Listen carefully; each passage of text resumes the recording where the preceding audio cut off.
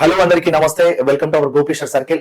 తెలంగాణ రాష్ట్రంలో ఎంతో మంది నిరుద్యోగులు ఎస్ఐ కానిస్టేబుల్ నోటిఫికేషన్ గురించి ఎదురు చూస్తున్న వారికి ఒక బిగ్ అప్డేట్ అయితే చెప్పొచ్చు. అదేంటంటే మనం ఎక్స్పెక్ట్ చేసింది తెలంగాణ రాష్ట్రంలో మార్చి ఏప్రిల్ లో నోటిఫికేషన్ వస్తుంది అనుకున్నాం.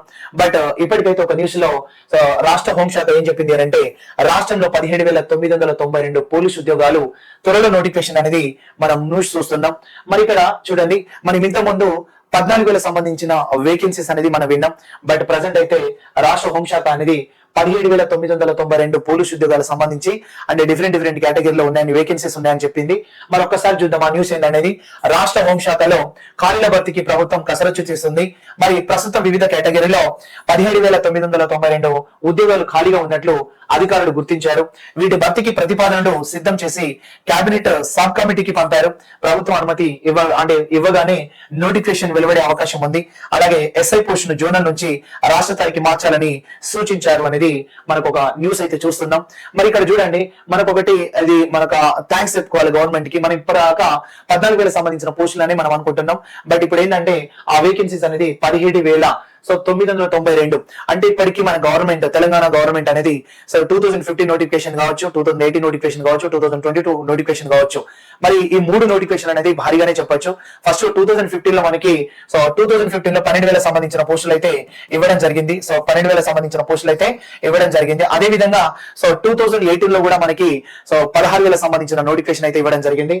2022 రీసెంట్ నోటిఫికేషన్ కూడా మనకి అలాగే తీసుకుంటే 18,000 సంబంధించిన నోటిఫికేషన్ 17,000 సంబంధించిన నోటిఫికేషన్ అయితే 3 భారీ నోటిఫికేషన్ అయితే ఇవ్వడం జరిగింది. మరి ప్రజెంట్ కూడా మనకి ఇక్కడ ఒక న్యూస్ అయితే గుడ్ న్యూస్ అని చెప్పాలి. 17,992 పోస్టులు అనేది వేకెన్సీస్ అనేది మనకి చూపిస్తుంది. మరి ప్రభుత్వం నుండి అనుమతి రాగానే మరి నోటిఫికేషన్ అయితే వచ్చే ఛాన్సెస్ ఉన్నాయి. మనం ఎంతో ఎదురు చూస్తున్న ఈ నోటిఫికేషన్ అతి త్వరలో వచ్చే అవకాశాలు అయితే కనిపిస్తున్నాయి. మీరు ఇక్కడ ఏప్రిల్ మే అని అంటే ప్రభుత్వం అనుమతి రాగానే ఏప్రిల్ మే కావచ్చు, జూన్ జూలై అయితే మిస్ అవ్వదు అని నేను అనుకుంటున్నా. అదే విధంగా ఇంకో పాయింట్ మనం చూస్తున్నాం.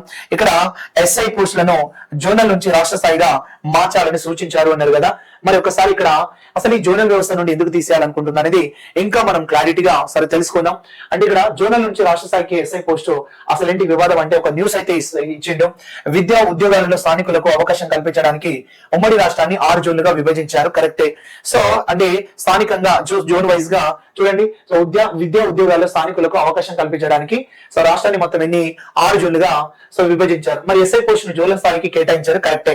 మరి ఇక్కడ ప్రాబ్లం ఏమైతుందంటే ఏ జోన్ కి అయితే ఎంపిక అవుతారో అక్కడ సర్వీస్ తో పాటు ప్రమోషన్లు ఉంటాయి. దీంతో జోన్ లోని ఖాళీలను బట్టి ఒక బ్యాచ్ లో ఎస్ఐలకు త్వరగా ప్రమోషన్లు వచ్చాయి. దీంతో వివాదం మొదలైంది. దీనికి తెరదించుతూ ఎస్ఐ పోస్టును మరి రాష్ట్ర స్థాయి మార్చాలని అధికారులు ప్రతిపాదించారు.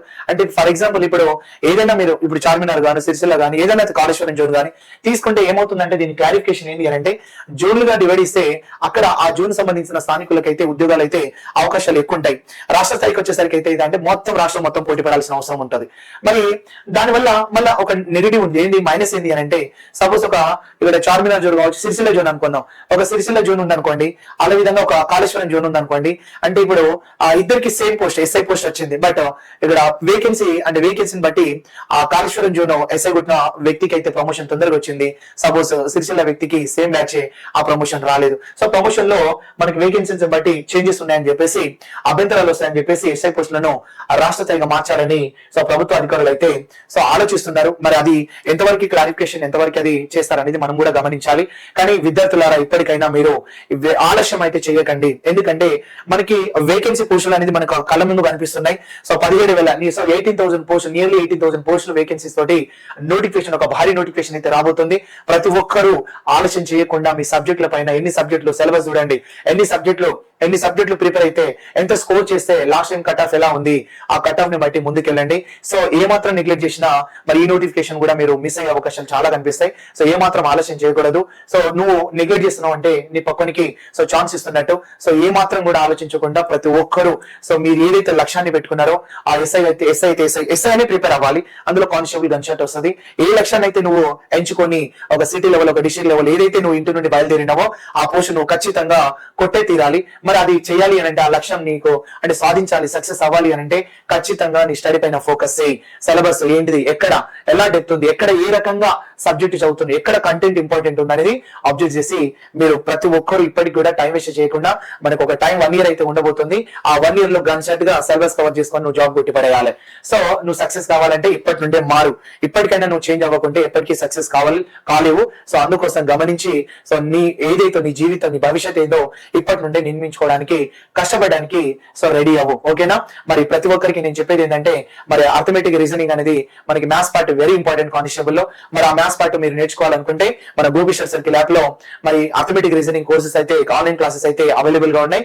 మరి ప్రతి ఒక్కరు దాన్ని ఉపయోగించుకొని మీరు ప్రతి ఒక్కరు సక్సెస్ అవ్వాలని కోరుతూ, నేను మీ గోపి సార్, అర్థమెటిక్. సో అందరికి all the best. Thank you.